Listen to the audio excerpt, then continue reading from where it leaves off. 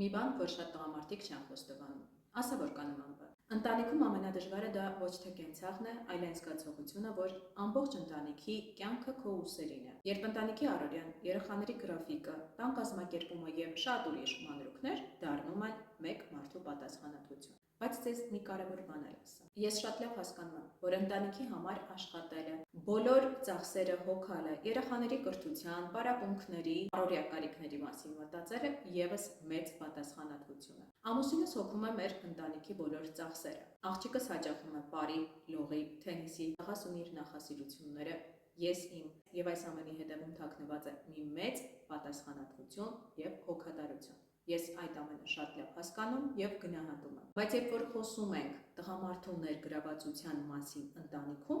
չենք խոսում միայն աղբը թափելու, ապմանները լվանալու մասին։ Խոսում եմ այն փոքր բաների մասին, որոնք մեծ նշանակություն ունեն։ Երբ առանց խնդրելու նկատում է, որ հոգնում ես։ Երբ երեխաների հետ զբաղվում է, որ մի փոքր շունչ կարողանաս քաշել։ Երբ հասկացնում է, որ ընտանիքը միայն քոնը չէ, այլ երկուսին է դա։ Իսկ դուք ինչ եք կարծում, տղամարդու մասնակցությունը կենցաղում դա օգնություն է, թե ընտանիքի բնական մասնիկ։